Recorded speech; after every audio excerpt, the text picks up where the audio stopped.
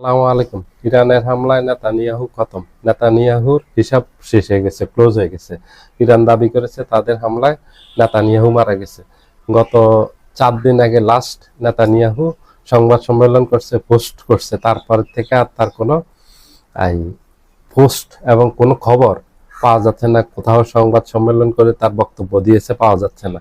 প্রতিদিনই যেখানে নেতানিয়াহু 2-3টা মিডিয়ার সামনে আসতেন, 2-3বার করে আসতেন, বক্তব্য রাখতেন এবং পোস্ট দিতেন।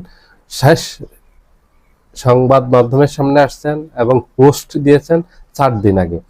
যেহেতু ইরান ব্যাপকভাবে পুরো ইসরায়েল ব্যাপী হামলা চালাচ্ছে এবং নেতানিয়াহুর কার্যালয়ে হামলা চালিয়েছে, পুরো ইসরায়েল জুড়ে গুরুত্বপূর্ণ স্থাপনা যেগুলি আছে সেগুলিতে ইরান ব্যাপকভাবে হামলা চালাচ্ছে। একেবারে প্রতিদিন ধারাবাহিকভাবে একের পর এক হামলা চালিয়ে যাচ্ছে। হামলার ঢেউ তুলে দিয়েছে একেবারে, যেভাবে ঢেউ একটার পর একটা আশ্রয় পড়ে, ঠিক ইসরায়েলে ইরানের ক্ষেপণাস্ত্রের ঢেউ একটার পর একটা আশ্রয় পড়তেছে গুরুত্বপূর্ণ সকল স্থাপনায়।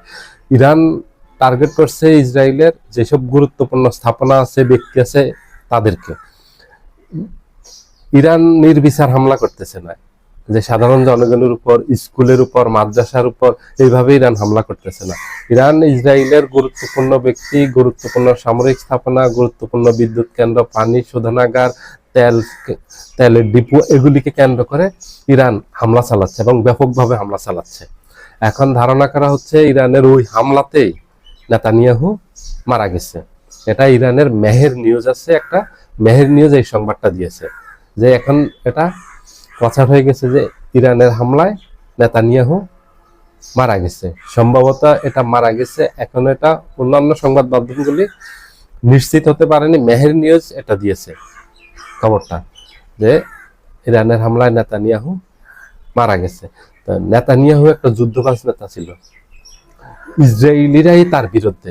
ইসরায়েলিরা গত 2 বছর এই যে গাজার সাথে যে যুদ্ধটা হলো 2 বছর, সেই যুদ্ধে ইসরায়েলিরা নেতানিয়াহুর বিরুদ্ধে বিক্ষোভ করছে, টানা কয়েক মাস বিক্ষোভ করছে।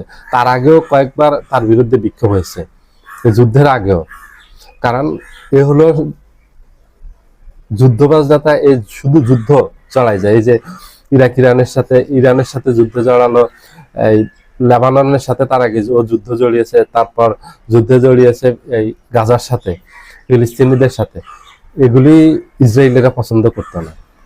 ইসরায়েলিদের বিরুদ্ধে গিয়ে তার একক সিদ্ধান্তে করছে এবং তার রাজনৈতিক সুবিধা হাসিলের জন্য করছে। ও যেন দীর্ঘমেয়াদে ক্ষমতায় থাকতে পারে এবং তার বিরুদ্ধে কিছু দুর্নীতির অভিযোগ করছে, ওগুলি ঢাকা দেওয়ার জন্য একের পর এক যুদ্ধ জড়াই পড়ছে এবং যাতে ইসরায়েলিরা ক্ষতিগ্রস্ত হচ্ছে।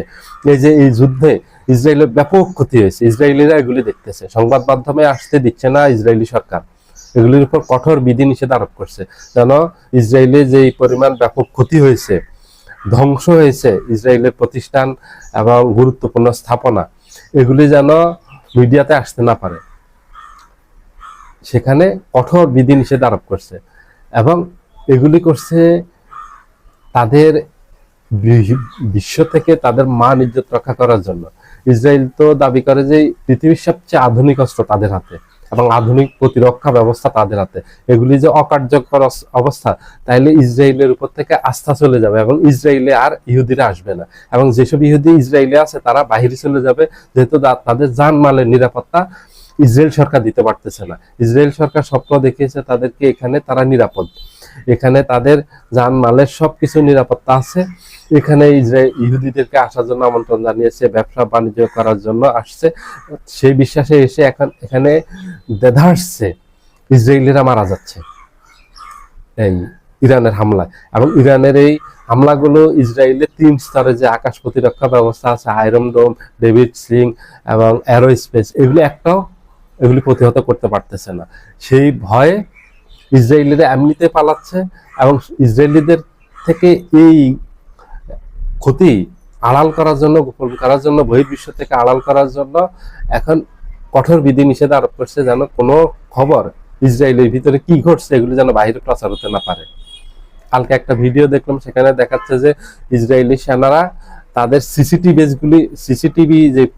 সিসিটিভি আছে ওগুলি ভেঙে দিচ্ছে যেন কোনো প্রমাণ না থাকে, ভিডিও না থাকে, কারণ সিসিটিভির ভিডিওগুলি জনগণ দেখবে, এগুলি পৌঁছে যাবে জনগণের হাতে কোনো না কোনো ভাবে, তারা যেন এগুলি না দেখে। আর দেখলে এগুলি তারা আতঙ্কিত হয়ে যাবে এবং ইসরায়েল খালি করে ফেলবে, ইসরায়েল ছেড়ে চলে যাবে ওরা, ইউরোপ আমেরিকা যার যায় যেখানে সুবিধা সেখানে চলে যাবে।